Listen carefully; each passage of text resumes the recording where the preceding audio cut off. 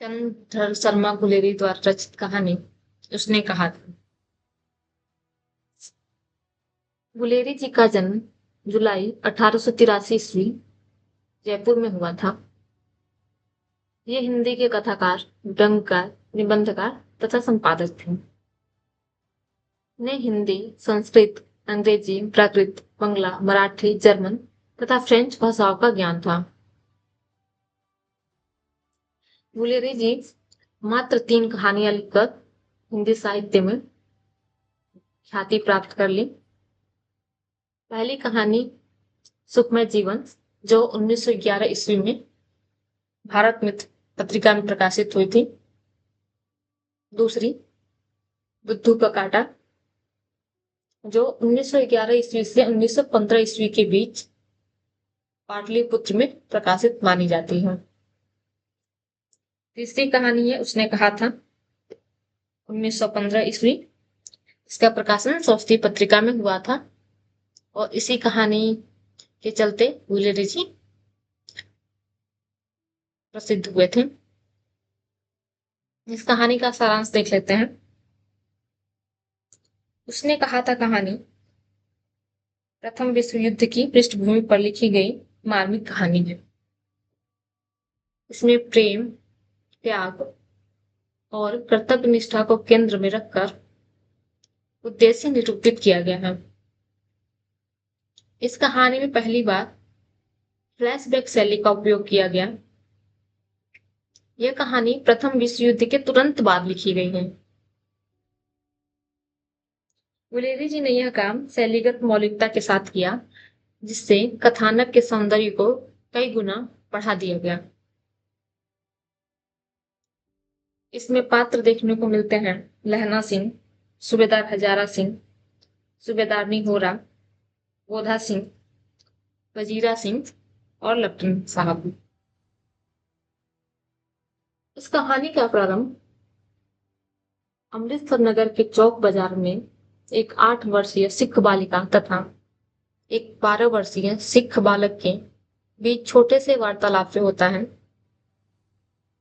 दोनों ही बालक बालिका अपने अपने मामा के घर आए हुए हैं। बालिका व बालक दोनों सामान खरीदने बाजार आए थे कि बालक मुस्कुराकर बालिका से पूछता है, क्या तेरी कुर्माई अर्थात सगाई हो गई? इस पर बालिका कुछ आंखें चढ़ाकर धत कहकर दौड़ गई और लड़का मुंह देखता रह गया। यह दोनों बालक बालिका दूसरे तीसरे दिन एक दूसरे से कभी किसी दुकान पर, कभी कहीं टकरा जाते और वही प्रश्न और वही उत्तर। एक दिन ऐसा हुआ कि बालक ने वही प्रश्न पूछा और बालिका ने उसका उत्तर लड़के के संभावना के विरुद्ध दिया और बोली, हाँ हो गई। इस उत्तर को सुनकर लड़का चौंक पड़ता है और पूछता है, कब? लड़की कहती है, कल। देखते नहीं यह रेशम से कढ़ा हुआ साल? और यह कहकर भाग जाती है। परंतु लड़के के ऊपर मानो वज्रपात होता है और वह किसी को नाली में ढकेलता है, किसी छाबड़े वाले की छाबड़ी गिरा देता है, किसी कुत्ते को पत्थर मारता है, किसी सब्जी वाले के ठेले में दूध उड़ेल देता है और किसी सामने आते हुए वैष्णवी से टक्कर मार देता है और गाली खाता है। कहानी का पहला भाग यही नाटकीय ढंग से समाप्त हो जाता है और इस बालक का नाम था लहना सिंह और बालिका बाद में सूबेदारनी के रूप में हमारे सामने आती है। इस घटना के 25 वर्ष बाद कहानी का दूसरा भाग शुरू होता है। लहना सिंह युवा हो गया है और जर्मनी के विरुद्ध लड़ाई में लड़ने वाले सैनिकों में भर्ती हो गया है और अब वह 77 राइफल्स में जमादार है। एक बार वह 7 दिन की छुट्टी लेकर अपने जमीन के किसी मुकदमे की पैरवी करने घर आया था। वहीं उसे अपने रेजिमेंट के अफसर की चिट्ठी मिलती है कि फौज को युद्ध पर जाना है, फौरन चले आओ। इसी के साथ सेना के सूबेदार हजारा सिंह को भी चिट्ठी मिलती है कि उसे और उसके बेटे बोधा सिंह दोनों को लाम यानी युद्ध पर जाना है, अतः साथ ही चलेंगे। सूबेदार का गांव रास्ते में पड़ता है और वह लहना सिंह को चाहता भी बहुत है। लहना सिंह सूबेदार के घर पहुंच गया और जब तीनों चलने लगे तब अकेले में सूबेदार ने उसे कुरमाई हो गई वाला वाक्य दोहराकर 25 वर्ष पहले की घटना की याद दिलाती है और कहती है कि जिस तरह उस समय उसने एक बार घोड़े की लातों से उसकी रक्षा की थी, उसी प्रकार उसके पति और एकमात्र पुत्र की भी रक्षा करे। वह उसके आगे अपना आंचल पसार कर भिक्षा मांगती है। यह बात लहना सिंह के दिल को छू जाती है। युद्ध भूमि पर उसने सूबेदारनी के बेटे को अपने प्राणों की चिंता न करके जान बचाई, पर इस कोशिश में वो खुद घातक रूप से घायल हो गया। उसने अपने घाव पर बिना किसी को बताए कसकर पट्टी बांध लिया और इसी अवस्था में जर्मन सैनिकों का मुकाबला करता रहा। शत्रु पक्ष की पराजय के बाद उसने सूबेदारनी के पति और उसके पुत्र को गाड़ी में सकुशल बैठा दिया और चलते हुए कहा, सुनिए तो, सूबेदारनी को चिट्ठी लिखो तो मेरा मत्था टेकना, लिख देना, और जब घर जाओ तो कह देना कि मुझसे जो उसने कहा था वो मैंने कर दिया। सूबेदार पूछता ही रह गया, उसने क्या कहा था कि गाड़ी चल दी। बाद में उसने वजीरा से पानी मांगा और कमरबंद खोलने को कहा, लेकिन वह खून से टार था तथा मृत्यु निकट होने पर जीवन की सारी घटनाएं चलचित्र के समान घूम गई और अंतिम वाक्य जो उसके मुंह से निकला हुआ था उसने कहा था। इसके बाद अखबार में छपा कि फ्रांस और बेल्जियम 68वीं सूची मैदान में घावों से भरा नंबर 77 सिख राइफल जमादार सिंह। इस प्रकार अपनी बचपन की छोटी सी मुलाकात में हुए परिचय उसके मन में सूबेदारनी के प्रति जो प्रेम उदित हुआ था उसके कारण उसने सूबेदारनी के द्वारा कहे गए वाक्यों को स्मरण रख उसके पति व पुत्र की रक्षा करने में अपनी जान दे दी, क्योंकि उसने कहा था।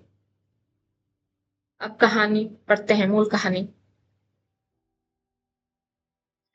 बड़े बड़े शहरों के गाड़ी वालों की जबान के कोड़ों से जिनकी पीठ छिल गई है और कान पक गए हैं, उनसे हमारी प्रार्थना है कि अमृतसर के बम्बू काट वालों की बोली का मरहम लगावें। जब बड़े बड़े शहरों की चौड़ी सड़कों पर घोड़े की पीठ चाबुक से धुनते हुए इक्के वाले कभी घोड़े की नानी से अपना निकट संबंध स्थिर करते हैं, कभी राह चलते पैदलों की आंखों के न होने पर तरस खाते हैं, कभी उनके पैरों की उंगलियों के पोरे को चीथ कर अपने ही को सताया हुआ बताते हैं और संसार भर की ग्लानि, निराशा और छोकी अवतार बने न की सीध चले जाते हैं।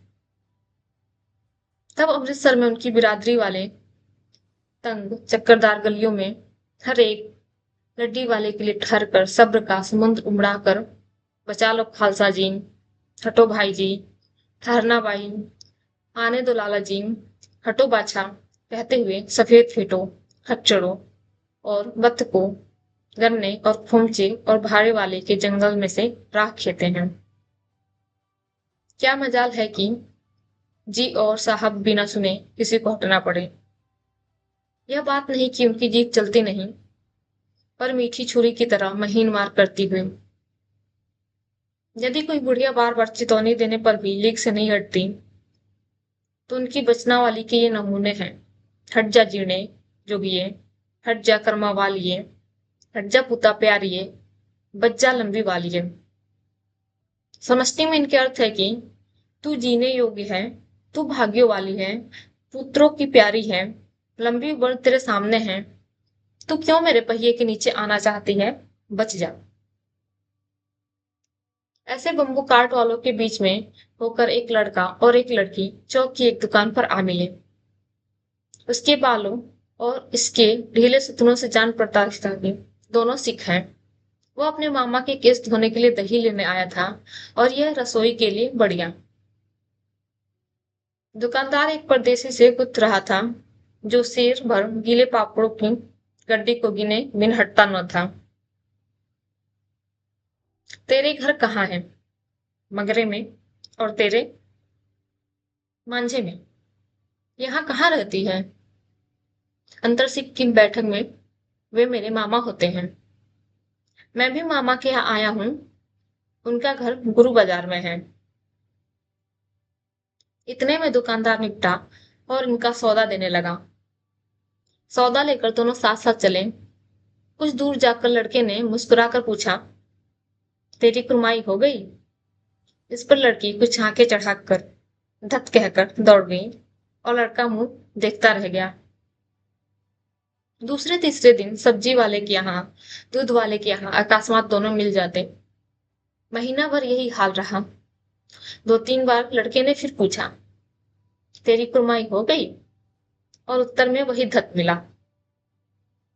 एक दिन जब फिर लड़के ने वैसी ही हंसी में चिढ़ाने के लिए पूछा, तो लड़की लड़के की संभावना के विरुद्ध बोली, हाँ, हो गई। कब? कल। देखते नहीं, यह रेशम से कढ़ा हुआ साल हूं। लड़की भाग गई। लड़के ने घर की राह ली। रास्ते में एक लड़के को मोरी में ढकेल दिया। एक छावड़ी वाले के दिन भर की कमाई हुई। एक कुत्ते पर पत्थर मारा और एक गोभी वाले के ठेले में दूध उड़ेल दिया। सामने नहाकर आती हुई किसी वैष्णव से टकराकर अंधे की उपाधि पाई, तब कहीं घर पहुंचा। राम राम, यह भी कोई लड़ाई है? दिन रात खंदकों में बैठे हड्डियां अकड़ गई। लुधियाना से 10 गुना जाड़ा और मेह और बर्फ ऊपर से। पिंडलियों तक कीचड़ में धंसे हुए हैं। जमीन कहीं दिखती नहीं। घंटे 2 घंटे में कान के पर्दे फाड़ने वाले धमाके के साथ सारी खंदक हिल जाती है और 100-100 गज धरती उछल पड़ती है। इस गैबी गोले से बचे तो कोई लड़े। नगरकोट का जलजला सुना था। यहाँ दिन में 25 जलजले होते हैं। जो कहीं खंदक से बाहर सफा या कोहनी निकल गई तो चटाक से गोली लगती है। न मालूम बेईमान मिट्टी में लेटे हुए हैं या घास की पत्तियों में छिपे रहते हैं। लहना सिंह, और 3 दिन हैं। 4 तो खंदक में बिता ही दिए, परसों रिलीफ आ जाएगी और फिर 7 दिन की छुट्टी। अपने हाथों झटका करेंगे और पेट भर खाकर सो रहेंगे उसी फिरंगी मेम के बाग में। मखमल का सा हरा घास है। फूल और दूध की वर्षा कर देती है। लाख कहते हैं, दाम नहीं लेती। कहती है, तुम राजा हो, मेरे मुल्क को बचाने आए हो। 4 दिन तक एक पलक नींद नहीं मिली। बिना फेरे घोड़ों बिगड़ता है और बिना लड़े सिपाही। मुझे तो संगीन चढ़ाकर मार्च का हुक्म मिल जाए, फिर 7 जर्मनों को अकेला मार कर न लौटूं तो मुझे दरबार साहब की देहली पर मत्था टेकना नसीब न हो। पाजी कहीं के कल्लों के घोड़े संगीन देखते ही मुंह फाड़ देते हैं और पैर पकड़ने लगते हैं। यूं अंधेरे में 30-30 मन का गोला फेंकते हैं। उस दिन धावा किया था, 4 मील तक एक जर्मन नहीं छोड़ा था। पीछे जनरल ने हट जाने का कमान दिया, नहीं तो सीधे बर्लिन पहुंच जाते हैं। क्यों? सूबेदार हजारा सिंह ने मुस्कुराकर कहा, लड़ाई के मामले जमादार या नायक के चलाहे नहीं चलते। बड़े अफसर दूर की सोचते हैं। 300 मील का सामना है, एक तरफ बढ़ गए तो क्या होगा? सूबेदार जी, सच है, लहना सिंह बोला, पर करे क्या? हड्डियों हड्डियों में तो जाड़ा धस गया है। सूर्य निकलता नहीं और खाई में दोनों तरफ से चंबे की बावलियों के से सोते झर रहे हैं। एक धावा हो जाए तो गर्मी आ जाए। उद्यमी उठ, सिगड़ी में कोले डाल। वजीरा, तुम 4 जने बाल्टियां लेकर खाई का पानी बाहर फेंको। महासिंह, शाम हो गई है, खाई के दरवाजे का पहरा बदल ले। यह कहते हुए सूबेदार सारी खंदक के चक्कर लगाने लगे। वजीरा सिंह पलटन का विदूषक था। बाल्टी में गंदला पानी भरकर खाई के बाहर फेंकता हुआ बोला, मैं पौधा बन गया हूं। करो जर्मनी के बादशाह का तर्पण। इस पर सब खिलखिला पड़े और उदासी के बादल फट गए। लहना सिंह ने दूसरी बाल्टी भरकर उसके हाथ में देकर कहा, अपनी बाड़ी के खरबूजे में पानी दो। ऐसा खाद का पानी पंजाब भर में नहीं मिलेगा। हाँ, देश क्या है, स्वर्ग है। मैं तो लड़ाई के बाद सरकार से 10 गुना जमीन यहाँ मांग लूंगा और फलों के बूट लगाऊंगा। लाड़ी गोरा को भी यहाँ बुला लोगे? क्या वही दूध पिलाने वाली फिरंगी मैम? चुप कर, यहाँ वालों को शर्म नहीं। देश देश की चाल है। आज तक मैं उसे समझा न सका कि सिख तंबाकू नहीं पीते।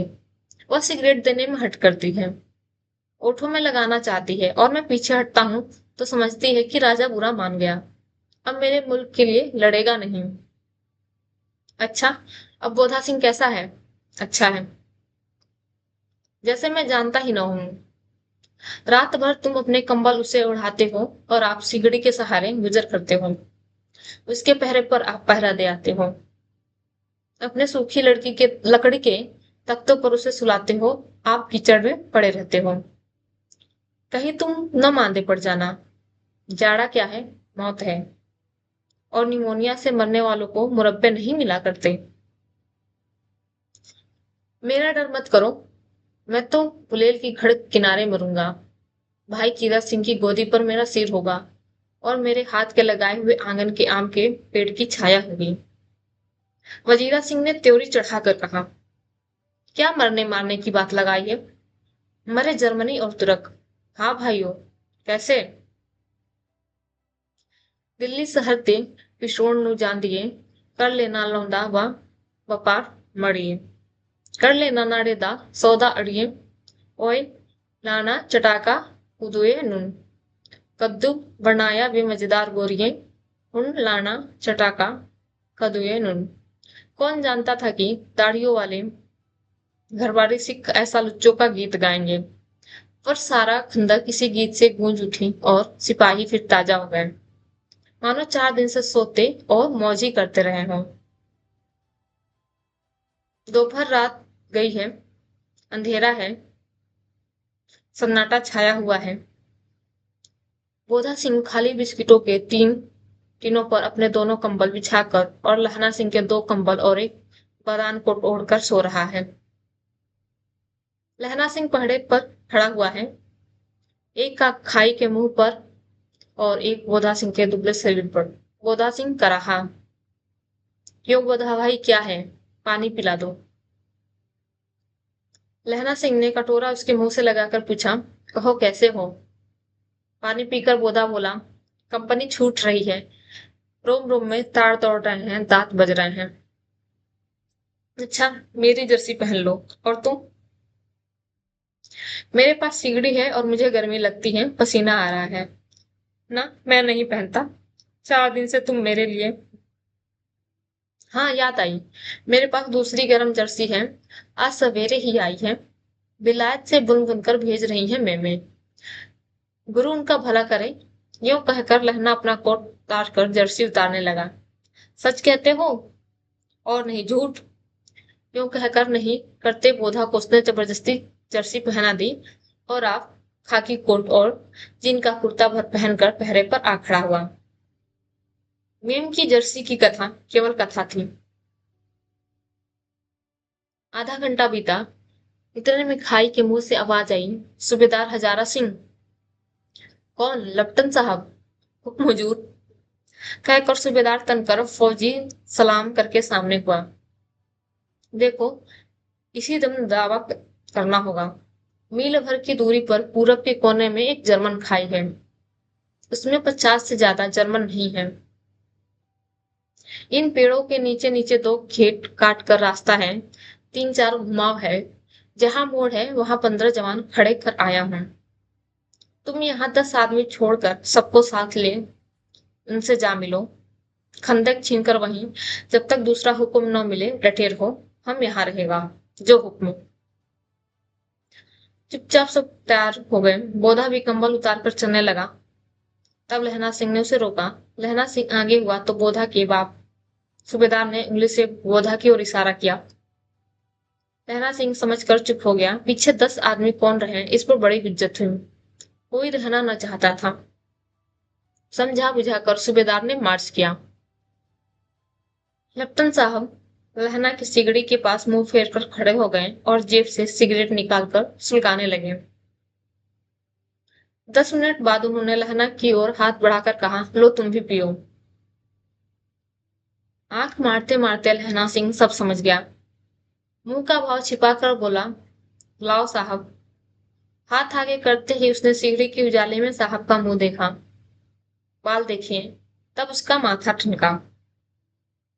लपटन साहब के पट्टियों वाले बाल एक दिन में ही कहीं उड़ गए और उनकी जगह कैदियों से कटे बाल कहाँ से आ गए। शायद साहब शराब पिए हुए हैं और उन्हें बाल कटवाने का मौका मिल गया है। लहना सिंह ने जांचना चाहा। लपटन साहब 5 वर्ष से उसकी रेजिमेंट में थे। क्यों साहब, हम लोग हिंदुस्तान कब जाएंगे? लड़ाई खत्म होने पर। क्यों, क्या यह देश पसंद नहीं? नहीं साहब, शिकार के भी मजे यहाँ कहाँ। याद है 5 साल नकली लड़ाई के पीछे हम आप जगधारी जिले में शिकार करने गए थे। हाँ हाँ, वहीं जब आप खोते पर सवार थे और आपका खानसामा अब्दुल्ला रास्ते में एक मंदिर में जल चढ़ाने को रह गया था। बेशक पाजी कहीं का, सामने से वह नीलगाय निकली कि ऐसी बड़ी मैंने कभी न देखी थी। और आपकी एक गोली कंधे में लगी और पुट्ठे में निकली। ऐसे अफसर के साथ शिकार खेलने में मजा है। क्यों साहब, शिमले से तैयार होकर उस नीलगाय का सिर आ गया था ना। आपने कहा था कि रेजिमेंट की मैस में लगाएंगे हम। हाँ, पर मैंने वो विलायत भेज दिया। ऐसे बड़े बड़े सिंह 2-2 फुट के तो होंगे। हाँ लहना सिंह 2 फुट 4 इंच के थे। तुमने सिगरेट नहीं पिया? पीता हूँ साहब, दिया सलाई ले आता हूँ, कहकर लहना सिंह खंदक में घुसा। अब उसे संदेह नहीं रहा था। उसने झटपट निश्चय कर लिया कि क्या करना चाहिए। अंधेरे में किसी सोने वाले से वह टकराया। कौन, वजीरा सिंह? हाँ, क्यों लहना, क्या क्यामत आ गई? जरा तो आंख लगने दी होती। होश में आओ, कयामत आई है और लप्टन साहब की वर्दी पहन कर आई है। क्या? लप्टन साहब या तो मारे गए हैं या कैद हो गए हैं। उनकी वर्दी पहनकर यह कोई जर्मन आया है। सूबेदार ने इसका मुंह नहीं देखा, मैंने देखा और बातें की हैं। सोहरा साफ उर्दू बोलता है पर किताबी उर्दू। और मुझे पीने को सिगरेट दिया है। तो अब मारे गए, धोखा है। सूबेदार घोड़ा कीचड़ में चक्कर काटते फिरते फिरेंगे और यहाँ खाई पर धावा होगा। उठो, एक काम करो, पलटन के पैर के निशान देखते देखते दौड़ जाओ, अभी बहुत दूर न गए होंगे। सूबेदार से कहो एकदम लौट आए, खंदक की बात झूठ है, चले जाओ। खंदक के पीछे से निकल आओ, पत्ता तक न खड़के, देर मत करो। हुक्म तो यह है कि यही ऐसी तैसी हुक्म की, मेरा हुक्म? जमादार लहना सिंह जो इस वक्त यहाँ सबसे बड़ा अफसर है, उसका हुक्म है। मैं लप्टन साहब की खबर लेता हूँ। पर यहाँ तो तुम 8 हैं। 8 नहीं, 10 लाख। एक एक अकालिया सिख 1.25 लाख के बराबर होता है। चले जाओ। लौटकर खाई के मुहाने पर लहना सिंह दीवार से चिपक गया। उसने देखा कि लप्टन साहब ने जेब से बेल के बराबर 3 गोले निकाले, तीनों की जगह खंदक की दीवारों में घुसेड़ दिया और तीनों में से एक तार सा बांध दिया। तार के आगे सूत की एक गट्टी थी जिसे सिगड़ी के पास रखा। बाहर की तरफ जाकर एक दिया सलाई जलाकर गुत्थी पर रखने, इतने में बिजली की तरह दोनों हाथों से उल्टी बंदूक को उठाकर लहना सिंह ने साहब की कुहनी पर तान कर दे मारा। धमाके के साथ साहब के हाथ से दिया सलाई गिर पड़ी। लहना सिंह ने एक कुंदा साहब की गर्दन पर मारा और साहब आंख मीन गौट करते हुए चित्त हो गए। लहना सिंह ने 3 गोले बीनकर खंदक के बाहर फेंके और साहब को घसीट कर सिगरी के पास लिटाया। जेबों की तलाशी ली, 3-4 लिफाफे और एक डायरी निकालकर उन्हें अपनी जेब के हवाले किया। साहब की मूर्छा हटी। लहना सिंह हंसकर बोला, क्यों लप्टन साहब, मिजाज कैसा है? आज मैंने बहुत बातें सीखी। यह सीखा कि सिख सिगरेट पीते हैं। यह सीखा कि जगाधरी के जिले में नीलगाय होती हैं और उनके 2 फुट 4 इंच के सींग होते हैं। यह सीखा कि मुसलमान खानसामा मूर्तियों पर जल चढ़ाते हैं और लप्टन साहब फोते पर चढ़ते हैं। पर यह तो कहो, ऐसी साफ उर्दू कहाँ से सीखा है? हमारे लप्टन साहब तो बिना डेम के 5 लफ्ज भी नहीं बोला करते थे। लहरा ने पतलून की जेबों की तलाशी नहीं ली थी। साहब ने मानो जाड़े से बचने के लिए दोनों हाथ जेब में डाले। लहना सिंह कहता गया, चालाक तो बड़े हो पर मांझे का लहना इतने बरस लट्टन साहब के साथ रहा है, उसे चकमा देने के लिए 4 आंखें चाहिए। 3 महीने हुए एक तुर्की मौलवी मेरे गांव आया था। औरतों को बच्चे होने की ताबीज बांटता था और बच्चों को दवाई देता था। चौधरी के बड़ के नीचे मंजा बिछाकर हुक्का पीता रहता था और कहता था कि जर्मनी वाले बड़े पंडित हैं। वेद पढ़ पढ़कर उसमें से विमान चलाने की विद्या जान गए हैं। गौ को नहीं मारते, हिंदुस्तान में आ जाएंगे तो गौ हत्या बंद कर देंगे। मंडी के बनियों को बहकाता कि डाक खाने से रुपया निकाल लो, सरकार का राज्य जाने वाला है। डाक बाबू कोलू राम भी डर गया था। मैंने मुल्ला जी की दाढ़ी मूड़ दी थी और गांव से बाहर निकालकर कहा था कि जो मेरे गांव में अब पैर रखा तो साहब की जेब में से पिस्तौल चला और लहना की जांघ में गोली लगी। इधर लहना की हेनरी मार्टिन ने 2 फायरों ने साहब की कपाल क्रिया कर दी। धड़ाका सुनकर सब दौड़ाए। बोधा चिल्लाया, क्या है? लहना सिंह ने यह कहकर सुला दिया कि एक हड़का हुआ कुत्ता आया था, मार दिया और उसे सब हाल कह दिया। सब बंदूकें लेकर तैयार हो गए। लहना ने साफा फाड़कर घाव के दोनों तरफ पट्टियां कसकर बांधी। घाव मांस में ही था, पट्टियों के कसने से लहू निकलना बंद हो गया। इतने में 70 जर्मन चिल्लाकर खाई में घुस पड़े। सिखों की बंदूकों की बाढ़ ने पहले धावे को रोका, दूसरे को रोका, पर यहाँ थे 8। लहना सिंह तक कर मार रहा था। वह खड़ा था और लेटे हुए थे और वे 70 अपने मुर्दा भाइयों के शरीर पर चढ़कर जर्मन आगे घुस आते थे। थोड़े से मिनटों में वे अचानक आवाज आई, वाह गुरुजी की फतेह, वाह गुरुजी का खालसा। और धड़ाधड़ बंदूकों के फायर जर्मनों की पीठ पर पड़ने लगे। एन मौके पर जर्मन 2 चक्की के पाटों के बीच में आ गए। पीछे से सूबेदार हजारा सिंह के जवान आग बरसाते थे और सामने लहना सिंह के साथियों की संगीन चल रहे थे। पास आने पर पीछे वालों ने भी संगीन पिरोना शुरू कर दिया। एक किलकारी और अकाल सिखा दी फौज आई। वाह गुरु दी फतेह, वाह गुरु जी दा खालसा, सत श्री अकाल गुरु। और लड़ाई खत्म हो गई। 63 जर्मनियां तो खेद रहे थे या कराह रहे थे। सिखों में 15 के प्राण गए। सूबेदार के दाहिने कंधे में से गोली आर पार निकल गई। लहना सिंह की पसली में एक गोली लगी।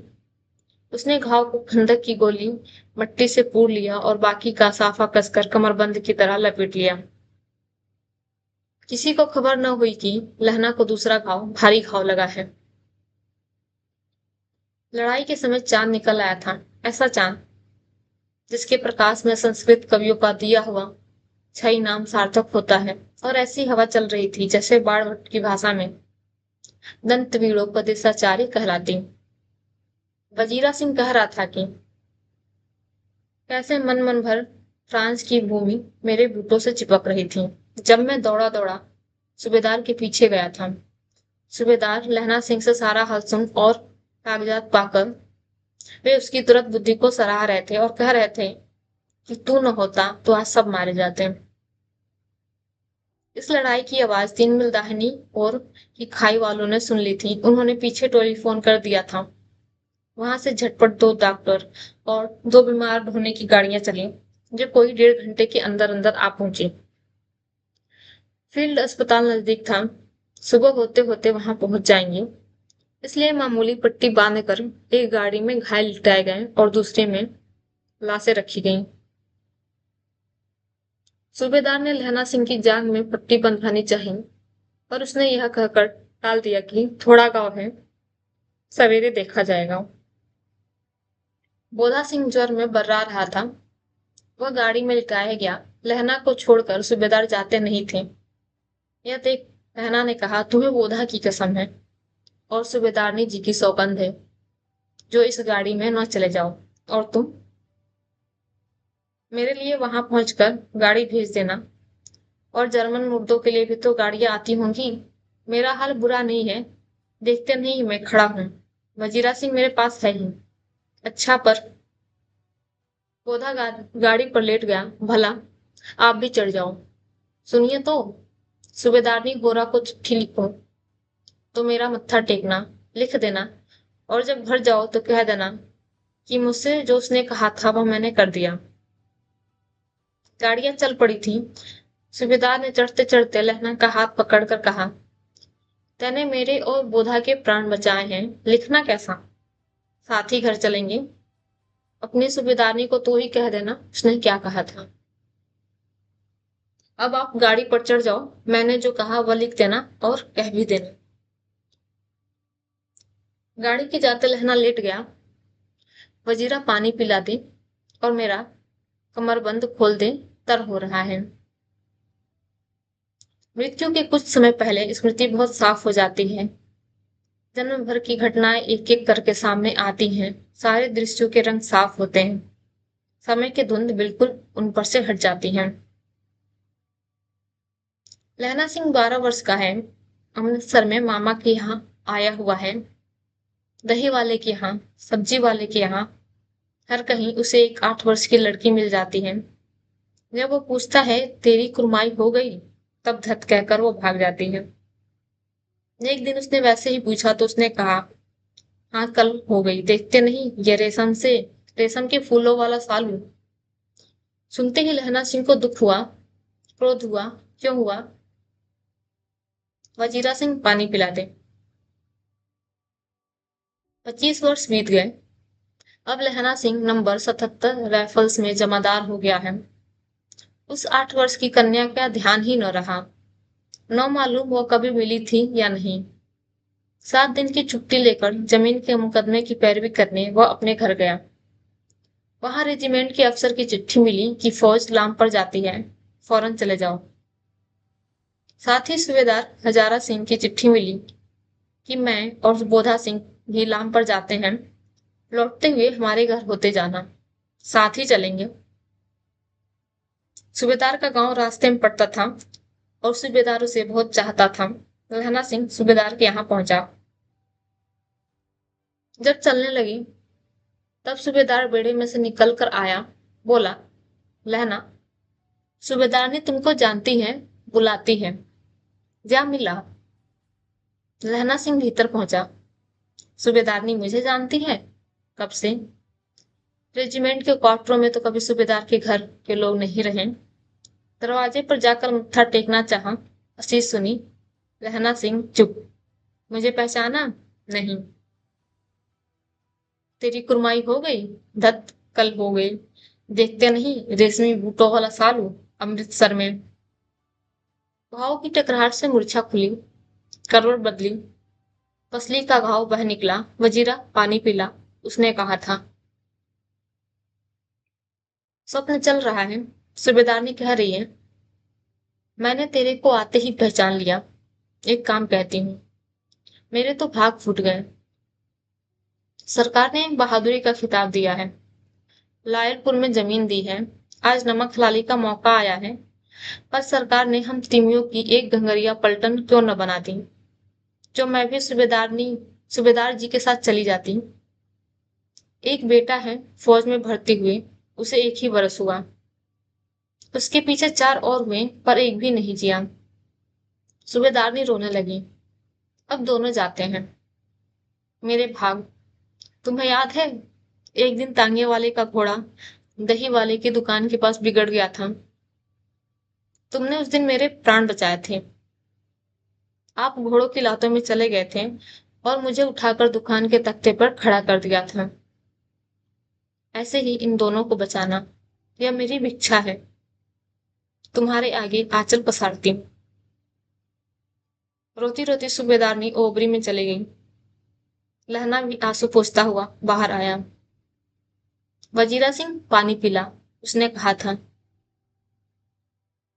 लहना का सिर अपनी गोद में रखे वजीरा सिंह बैठा है। जब मांगता है तब पानी पिला देता है। आधे घंटे तक लहना चुप रहा, फिर बोला, कौन? कीरत सिंह? वजीरा ने कुछ समझकर कहा, हाँ। भैया, मुझे और ऊंचा कर ले, अपने पट पर मेरा सिर रख ले। वजीरा ने वैसा ही किया। हाँ अब ठीक है, पानी पिला दे। बस अब के हाड़ में यह आम खूब फलेगा। चचा भतीजा दोनों ही बैठकर आम खाना। जितना बड़ा तेरा भतीजा है उतना ही यह आम है। जिस महीने उसका जन्म हुआ था उसी महीने से मैंने इसे लगाया था। वजीरा सिंह के आंसू टप टप टपक रहे थे। और कुछ दिन पीछे लोगों ने अखबार में पढ़ा, फ्रांस और बेल्जियम 68वीं सूची, मैदान में घाव से मरा, नंबर 77, सिख राइफल्स, जमादार लहना सिंह।